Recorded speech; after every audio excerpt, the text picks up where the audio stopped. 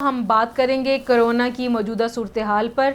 और कल राब्ता कमेटी का इजलास हुआ है वज़ीर-ए-आज़म पाकिस्तान की ज़ेर सदारत। उसमें क्या इक़दामात किए जा सकते हैं और जो हुकूमती फ़ैसले थे उस पर किस हद तक अमल हुआ और जैसा लॉकडाउन हुकूमत चाह रही थी हुआ नहीं हुआ, इस पे भी वज़ीर-ए-आज़म पाकिस्तान ने सहाफ़ियों से गुफ्तगू करते हुए बहुत सी बातें कही हैं। उनके बारे में हनीफ साबिर साहब का तज्ज़िया लेते हैं। जी सर। जितना उस लॉकडाउन के SOPs पर अमल दरामद हुआ और जितना नहीं हुआ वो सबके सामने है। हमारी कौम दो इंतहाओं में फंसी हुई है। एक तरफ वो प्रोफेशनल्स हैं, डॉक्टर्स हैं, जो कह रहे हैं कि एब्सोल्यूट लॉकडाउन करें, ये सूरत हाल डेवलप होने जा रही है। दूसरी तरफ वो तबका है जो कहता है वो नहीं जी, ये तो सारी साजिश है, ये सारा फ्रॉड है। ये साजिश किसकी है? फ्रॉड क्या है? अब ये तादाद दर्जनों से बढ़ के सैकड़ों से बढ़कर हज़ारों में चली गई है और ये लाख को टच करने वाली है पाकिस्तान के अंदर भी। और कल का वज़ीर-ए-आज़म पाकिस्तान का कहना है कि अमवात में और केसेस में बहुत इजाफा होने वाला है। जब आपके इदादो शुमार ये जाहिर करते हैं कि 8 से 10% अमवात चल रही हैं, तो फिर अमवात भी तो बढ़ेंगी। ईद के मौका पर हमने ये जो ईद मिली है लोगों के साथ, इसके असरात अगले हफ्ते से आने शुरू होंगे। महंगी पड़ेगी। ये अगले हफ्ते से आने शुरू होंगे।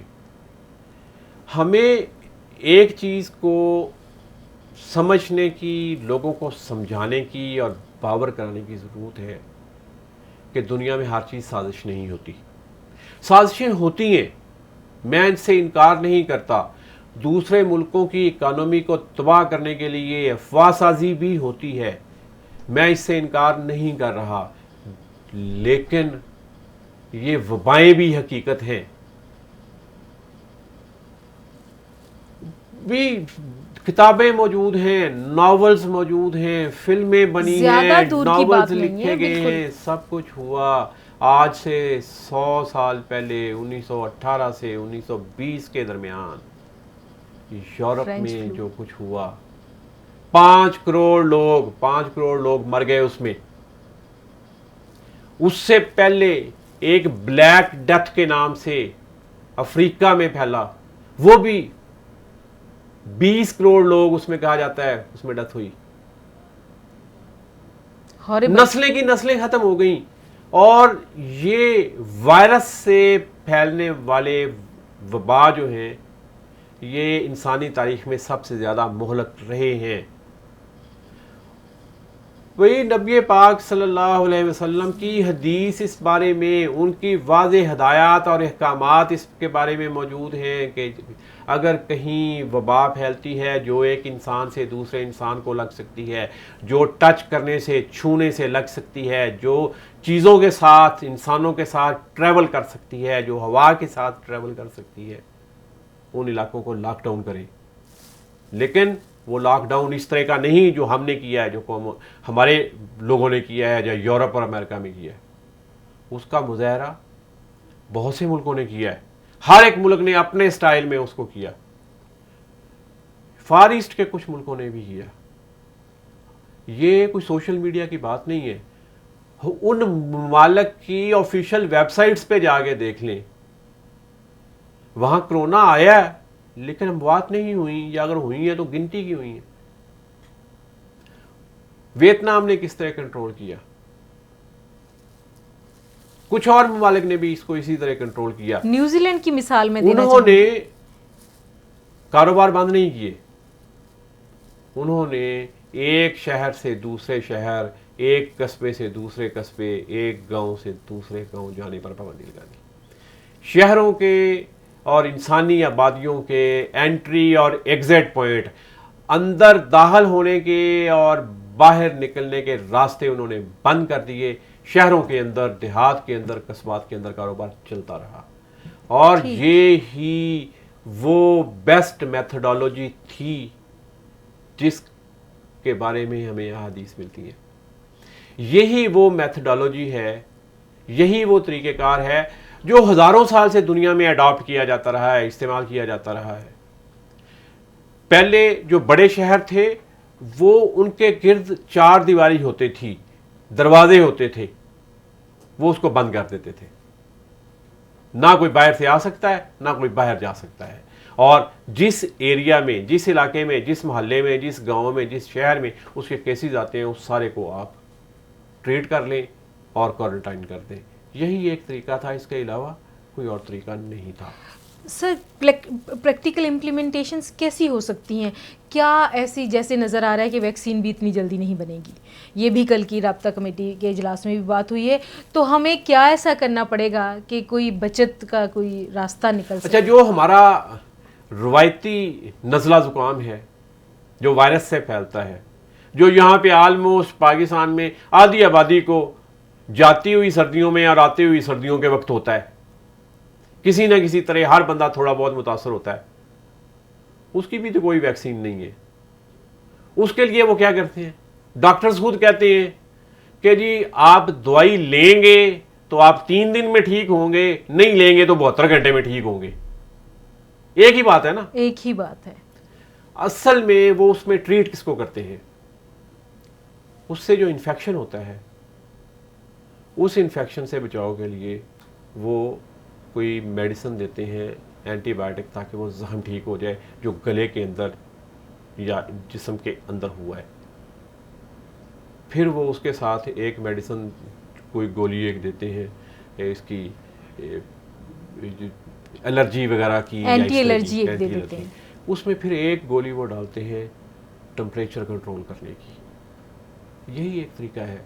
सब लोगों को पता है कि ये, मैं किस ब्रांड के या दवाइयों के नाम नहीं ले रहा, वो तो नाम मुनासिब चीज़ है।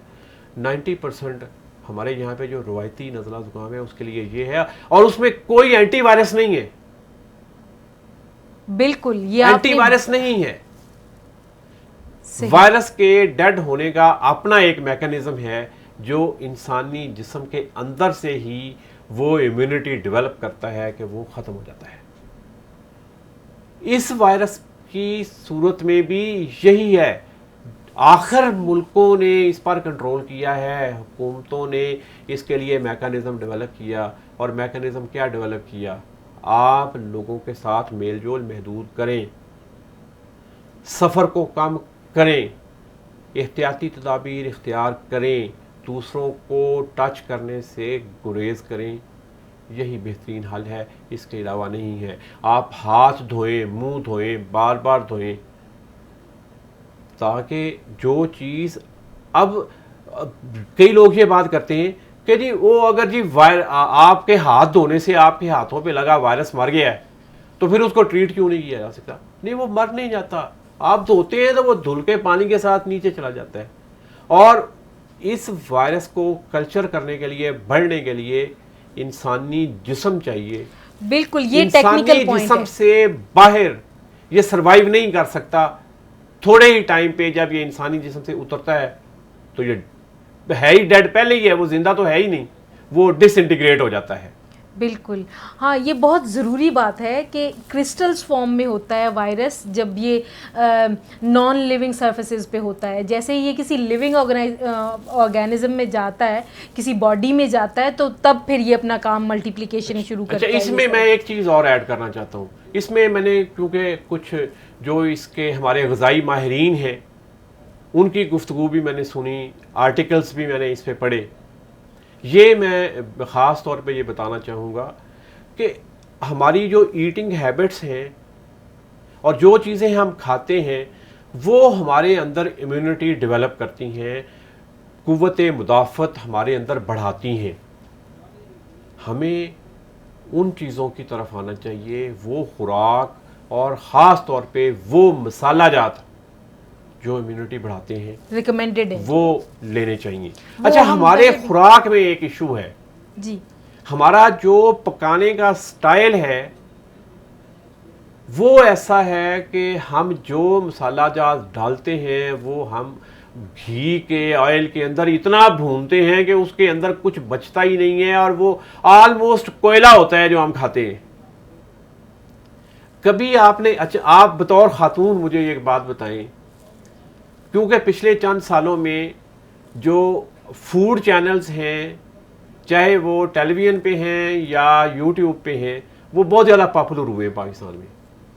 जो पाकिस्तानी चैनल्स हैं जो पाकिस्तानी लोग बनाते हैं, चाहे वो टीवी चैनल्स पे चल रही हैं या यूट्यूब्स पे चल रही हैं, और वो जो यूरोप की हैं या मिडल ईस्ट की हैं या फार ईस्ट की हैं, उनमें एक बुनियादी फ़र्क आपको मिलेगा।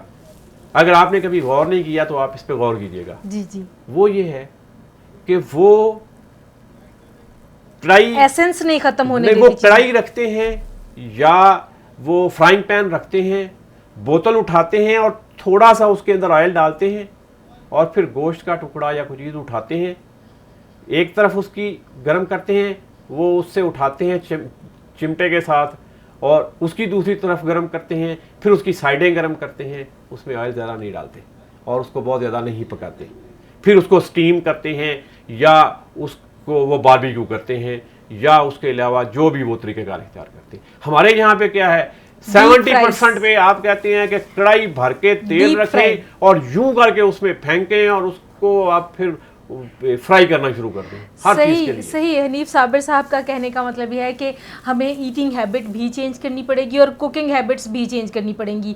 हम जो मसाला जात इस्तेमाल करते हैं वो इम्यूनिटी बढ़ा सकते हैं, लेकिन अब अगर हम उनको उस तरह पकाएं जिस तरह पकाया जाना चाहिए, इम्यूनिटी बढ़ाएं, अपने जो हिफाजती इक़दामात बताए गए हैं वो भी पूरे करें और फासला भी रखें और कोशिश करें कि जो चीज़ें हमारे पास इलाज मुयस्सर हैं उन्हीं से ही ठीक होने की इम्यूनिटी हम अपने आप में रखें। इसके साथ ही मुझे और हनीफ साबिर साहब को दीजिए इजाज़त। अल्लाह निगहबान।